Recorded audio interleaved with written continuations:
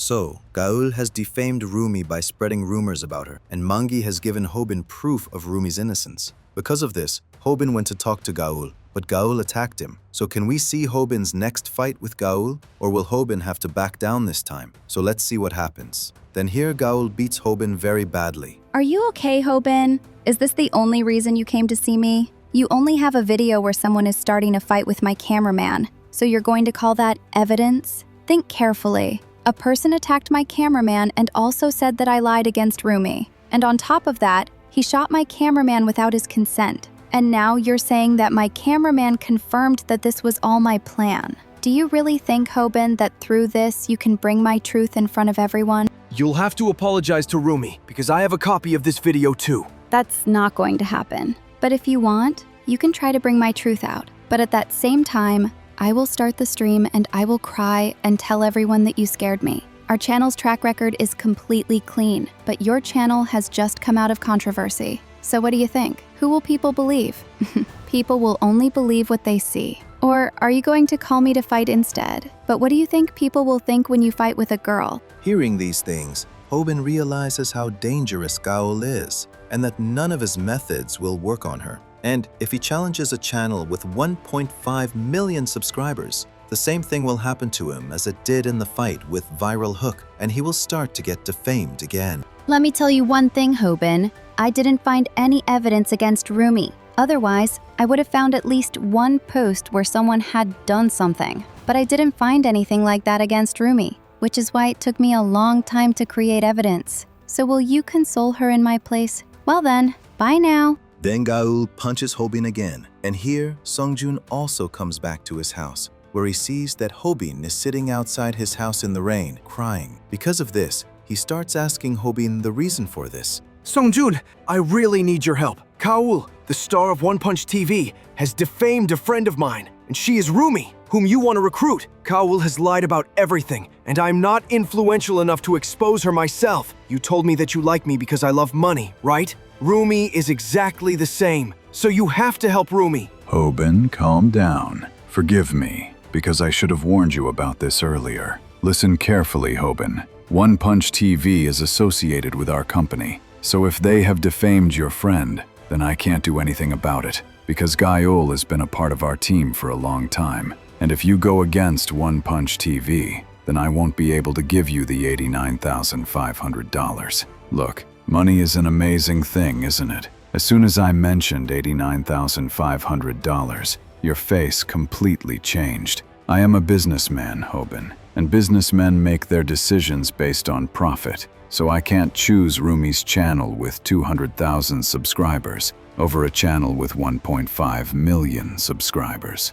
So you will also have to choose carefully. So do you want to be on the side of that friend, whom you will never even meet after graduating? Or do you want to get the $89,500? $89,500 is a very big amount, so forgive me, Rumi. Then Snapper and Hobin come to meet Han, and they tell him that they have signed a contract with the XG company, which is why they have come to meet him. Then Han starts apologizing to Hobin for his mistakes, and asks him to fix things with Gaul too. Forgive me, Rumi, because I thought of abandoning you for money. Then Hobin opens his jacket, and on his vest is written, "I'm sorry, Rumi," and he has come there to bring the truth of One Punch TV in front of everyone. Then Snapper starts streaming. All the subscribers are surprised to see this and wonder what Hobin is going to tell about One Punch TV. Then Hobin tells everyone that One Punch TV is spreading rumors about people, but we see that none of the subscribers believe him, and they feel that maybe Hobin is doing this because of Rumi. Then Hong starts asking about all these things,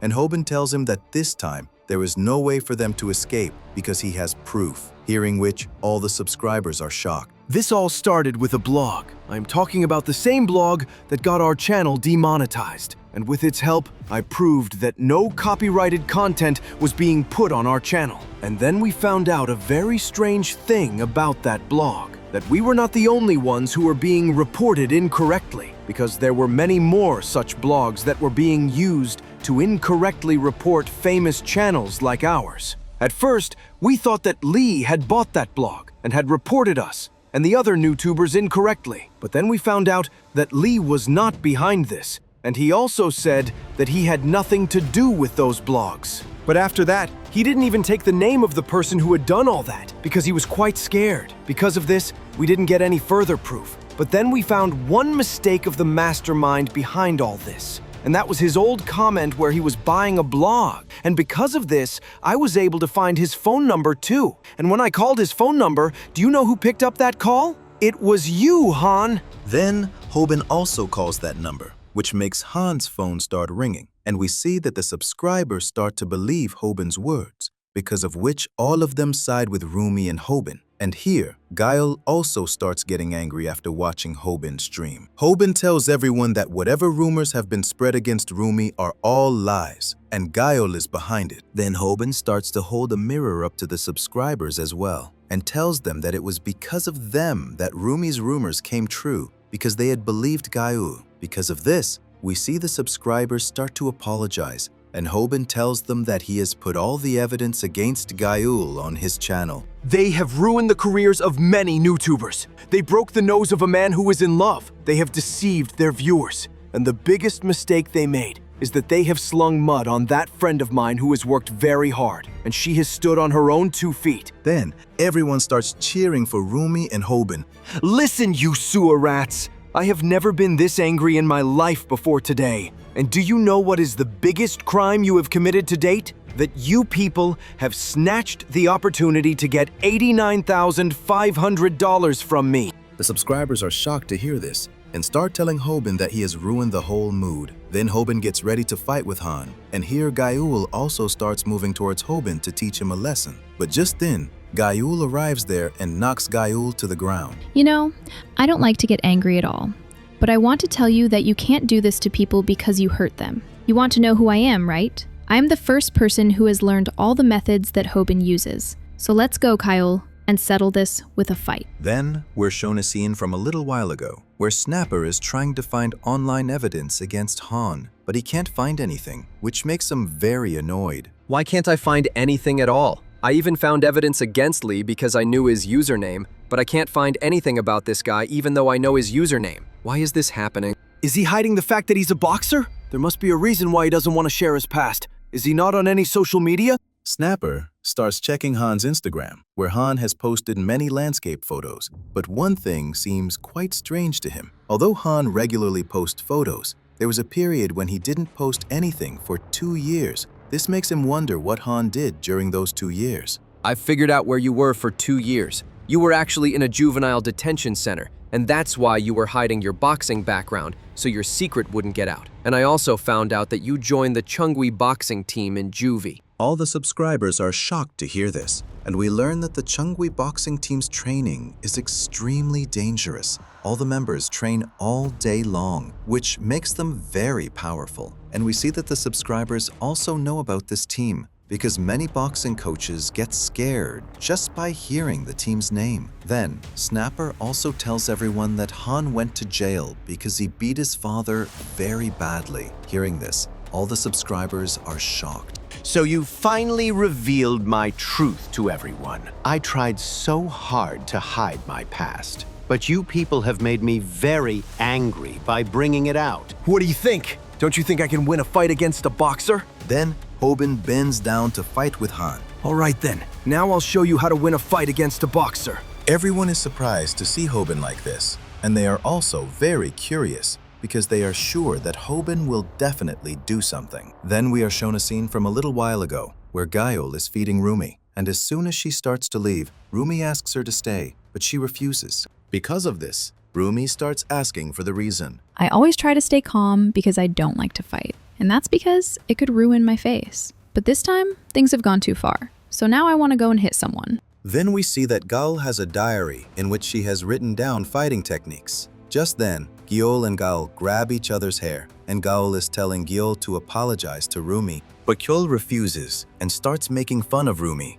It seems you're enjoying this a lot. Now, I'll keep pulling your hair until you become bald like Monji. Then Guile headbutts Guile and starts punching her. When you challenged me to a fight, I thought you'd do something amazing. But this is really pathetic. I don't consider pulling hair a fight. Look, this is how a real fight is fought. Then we see that Guile has blocked Guile's punch using the method of taking a hit without getting hurt. and she's trying to figure out what kind of fighter Kyol is. I knew it. You must have been trained. And the way you threw that punch and rotated your ankle to put force behind your fist tells me that you're a boxer. Wait a minute. What did you say? You're taking hits without getting hurt? Are you copying Hobin? But there's no point in that, because a novice like you can't do anything against a boxer. Do you really think I'm copying Hobin? That's not it at all. Because I'm the one who knows everything about these methods. Then we find out that Samdok's methods are written in Kyol's diary. The person who taught me how to fight told me that there are different styles of boxing. And I don't think you're a slugger, nor are you an outboxer. So I'm pretty sure that you're an infighter. Then Kyol starts attacking Kaul and tells her to think, until Kyol defeats her. Then we see Kyol land a powerful punch on Kaul's stomach, but it's Kyol who starts feeling the pain, because Kaul had placed an iron plate inside her jacket. When you're fighting a boxer and she's an infighter, things become much easier. Because during a street fight, infighters always try to get close to you, and that makes things even easier for you. What happened, Kyol? Are you going to tell the referee about this? But there's no need to cry, because this is nothing compared to what you did to Rumi. Then Kyol grabs Gil's hand and uses the flying armbar method on her. Then we see Kim and his teacher, where Kim is also learning the flying armbar. In this, you have to grab your opponent's arm and, while jumping, twist their elbow outwards. This is something no novice can try. Kim, this technique is very difficult, which is why many people can't do it, and that's why it's not taught in many places. You know, if I think about it, you're the second person I've taught this move to. Because before this, I taught this move to another Korean who was truly amazing. Although she wasn't that talented, she still had guts because she was ready for the injuries that come with using this technique. Then Kaul has successfully used this technique on Kyol, which makes her think that now Kyol can't escape from her clutches. Then Kim's teacher has also caught him in the same way. There is no man in this world who can escape from a perfectly executed armbar. But there are some exceptional people who can escape it. They don't feel much pain from the joint being twisted, and we call those people women. Women don't feel that much pain from an armbar because their joints are much more flexible than men's. That's why they can endure the pain of this method even without thinking. Kaul is surprised to see that Kyol is not ready to give up. And even in so much pain, nothing is happening to her, which makes her confused. But then Kyol bites Kaul's thigh, which forces Kaul to let her go. Now get up and tell me what you can do without one eye and a leg. Kyol lets her hair down and throws a punch at Gaul, which Gaul blocks, but blood starts flowing from her arm. Because we see Gyol has put on spiked rings on her fingers. So you're going to fight me using these things? This means this fight has truly turned into a street fight, and looking at you, it seems you have no regrets about it. Well, if that's the case, then let's begin the fight, and let's see who ends up messing up whose face. Kyol again starts to recall Samdok's method on how a novice fighter can win a street fight. And guys, with this part comes to an end. Now the link to the next part will be appearing on your screen. You can click on it to watch the next part.